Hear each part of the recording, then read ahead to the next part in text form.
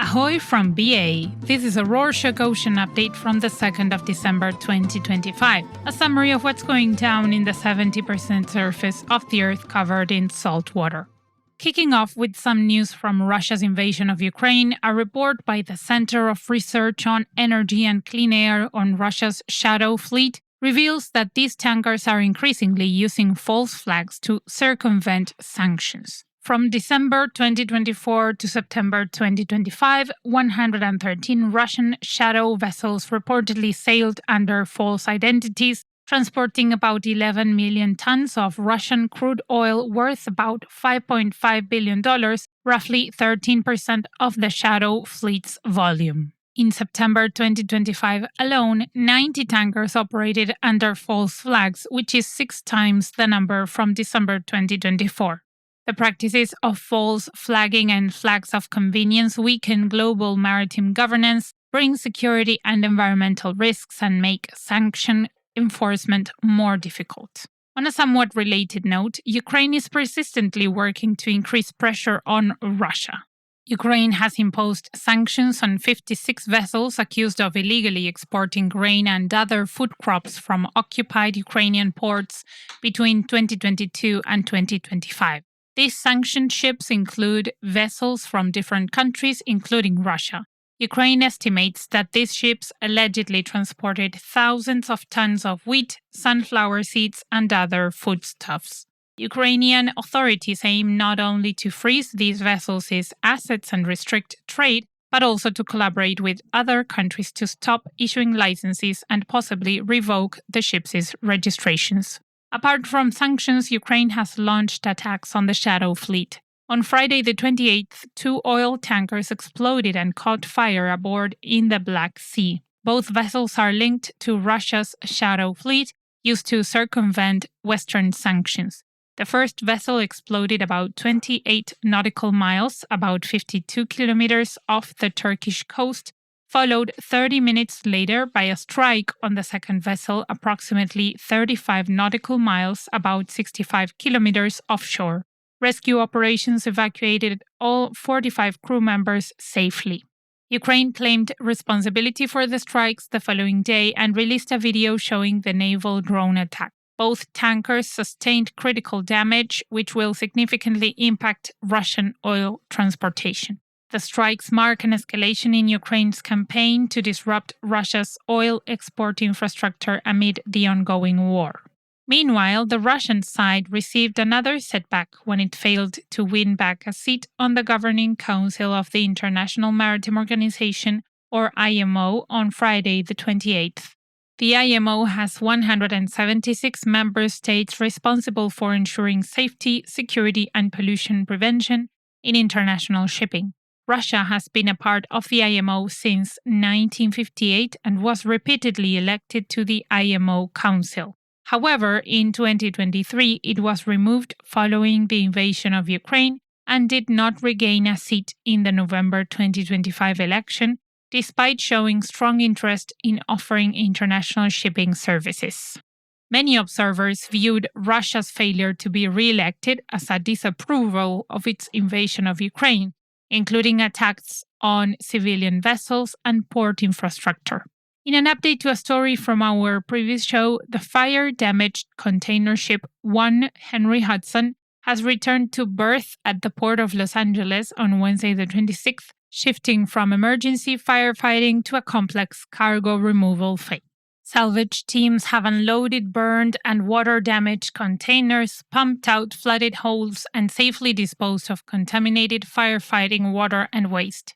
The fired cargo hold remains heavily flooded, but the ship is stable. Air and water monitoring shows no public safety risks. The Coast Guard and the National Transportation Safety Board are jointly investigating the cause of the fire. While some fires are extinguished, others break out. On Wednesday the 26th, a fire broke out in the engine room of a container ship when berthed at Wilmington's port. The fire reportedly started with the ship's generator and spread, triggering a large multi-agency emergency response including the fire department and multiple county and regional agencies.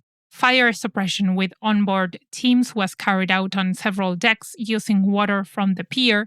The Coast Guard responded to assist from the water side, and eventually firefighters evacuated the engine room and used CO2 flooding to put out the fire. 3 crew members sustained minor burn injuries and were taken to a hospital. Efforts to extinguish the fire are still ongoing.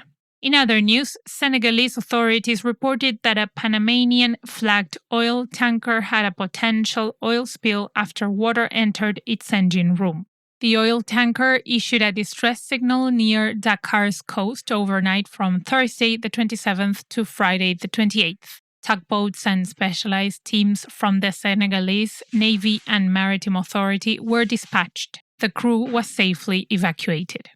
To prevent hydrocarbon leaks and reduce environmental impact, Senegalese officials stabilized the vessel, prepared for fuel transfer, and deployed an anti-pollution boom around the tanker.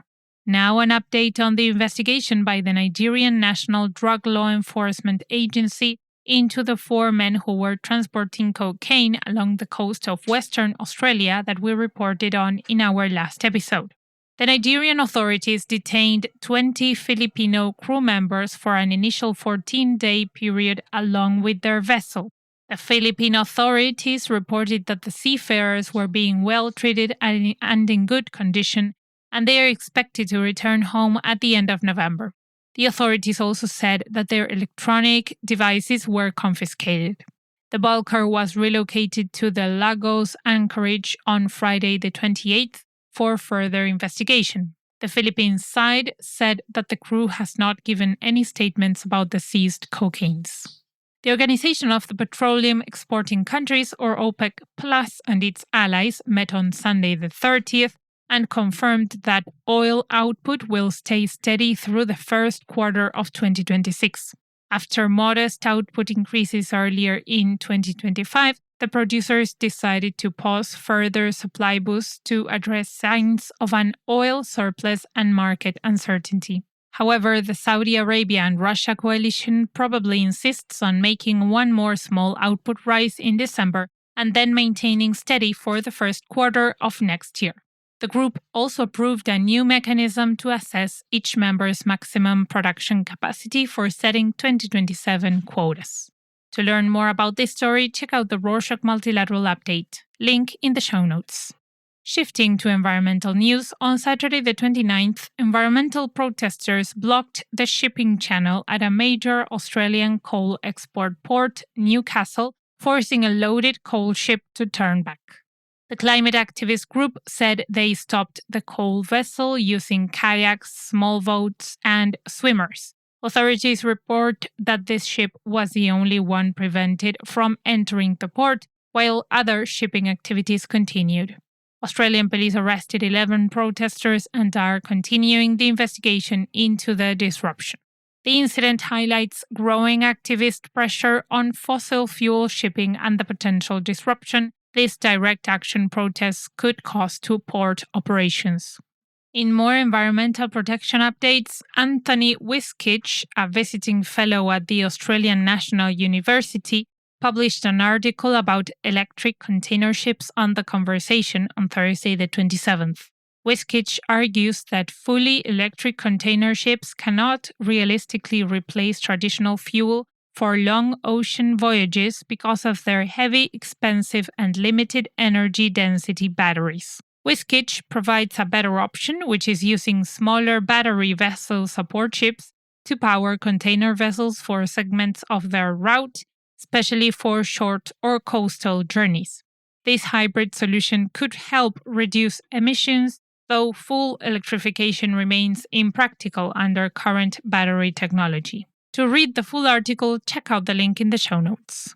And to close this edition, let's talk about how the Egyptian liquefied natural gas, or LNG, unloading delay impacts the gas and shipping markets. Due to the rising demand for LNG imports and limited terminal capacity, tankers arriving off Egypt have reportedly been waiting 10 to 15 days at anchor for a berth in recent weeks. This delay is worsening a shortage of LNG carriers in the Atlantic, pushing Atlantic LNG freight rates to a yearly high, tightening tanker availability and increasing shipping costs worldwide. Since the Egyptian government aims to expand domestic exploration and production instead of building permanent import infrastructure, the LNG unloading delays are likely to continue. And that's it for this week. Thank you for joining us. Want to go on a free trip to Lisbon? All you need to do is check out our new, very cool t-shirts, create a personal collection, and sell as many t-shirts as you can with a discount code we'll give you. The person who sells the most t-shirts with their discount code by Christmas Day will enjoy beautiful Portugal in April. Check out the link in the show notes. See you next week.